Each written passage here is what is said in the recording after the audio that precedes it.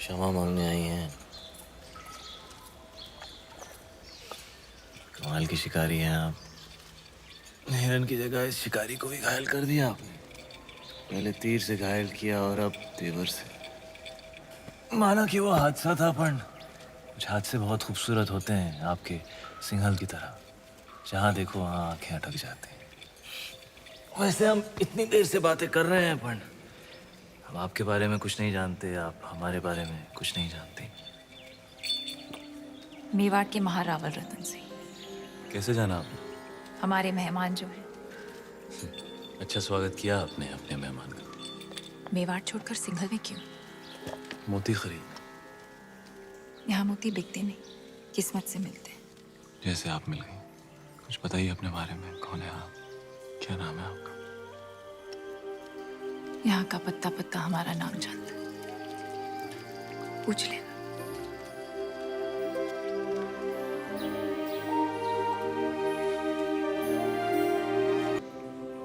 पद्मावती पिछले 2 दिन से आपकी सेवा कर रही है। पद्मावती।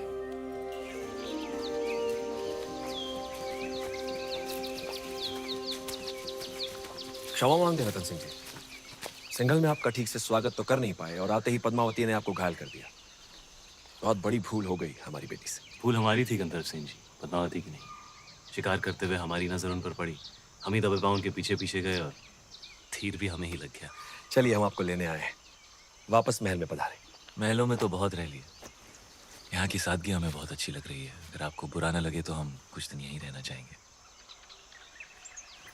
रतन सिंह जी, मेहमान बनकर आप आए थे यहाँ, अब लगने लगा है हमारे परिवार का हिस्सा है। हम चाहते हैं कि आप सिंघल से मोती लेकर जाएं, घाव नहीं।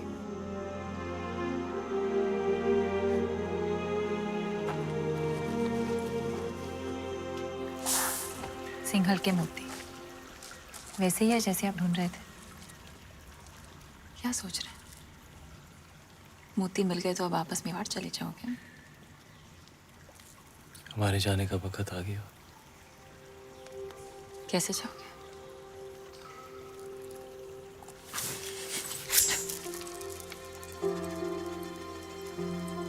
घाव जो नहीं भरा। हमारे साथ मेवाड़ चलेंगी पद्मावती, हमारी पत्नी बनकर।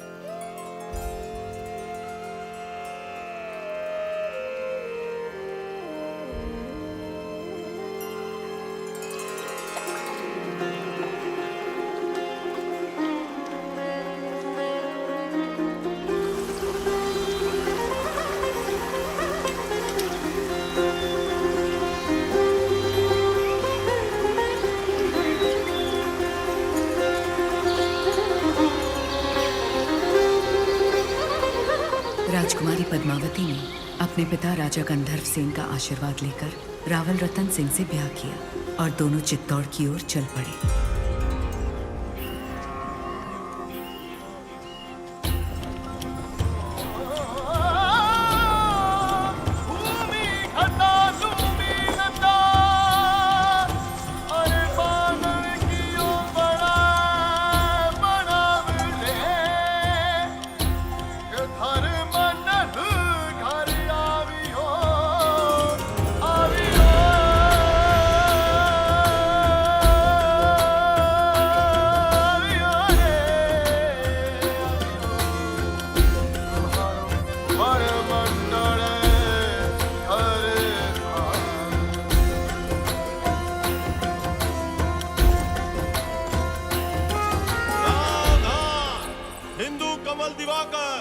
रघुकुल सूरज, मेवाड़ प्रभाकर, महारावल रतन सिंह जी दरबार में पधार रहे हैं।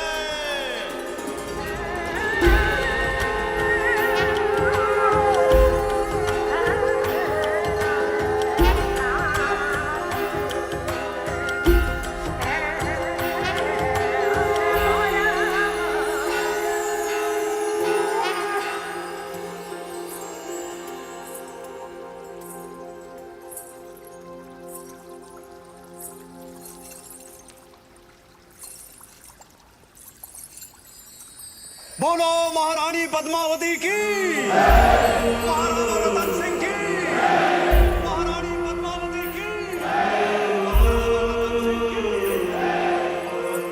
जब सारा चित्तौड़ रानी पद्मावती की जय जयकार से गूंज रहा था, दिल्ली में खिलजी हुकूमत की शुरुआत हो चुकी थी।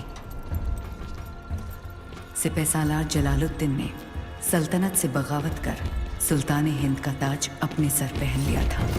सुल्तान हिंद जलालुद्दीन खिलजी, सुल्तान हिंद जलालुद्दीन खिलजी।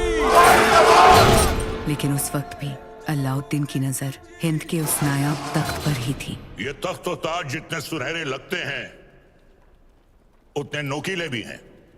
इस तख्त पर बैठकर हमें खुशी भी हो रही है और फिक्र भी, क्योंकि इस वक्त हमारे चारों तरफ दुश्मनी दुश्मन है और सबसे बड़ा मसला तो ये कम वक्त मंगोल है। सुल्तान, इस वक्त उन खूंखार मंगोलों से जंग में जीतना नामुमकिन है। उनके मुकाबले हमारी फौज आधी भी नहीं। लेकिन हमारा हौसला उनसे दुगना है। तो क्या आप लड़ेंगे उन मंगोलों से?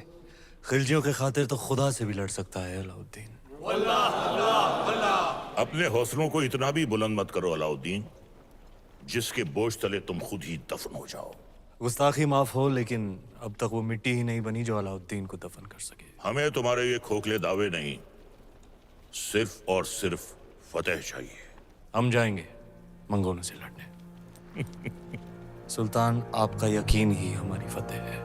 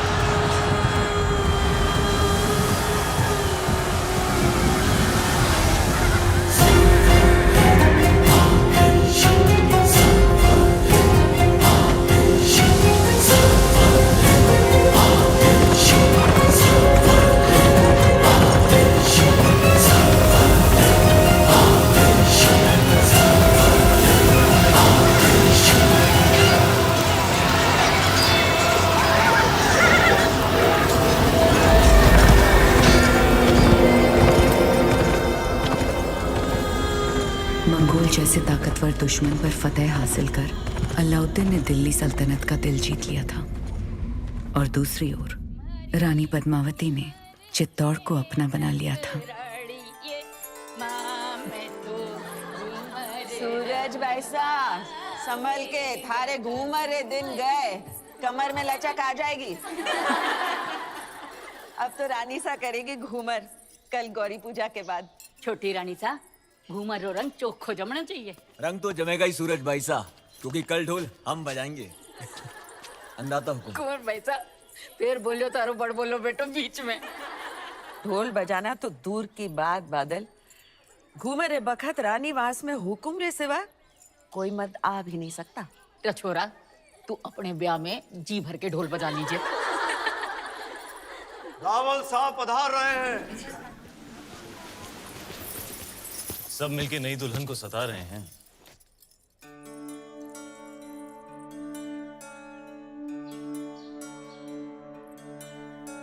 राजगुरु शिवालय में आपकी प्रतीक्षा कर रहे हो।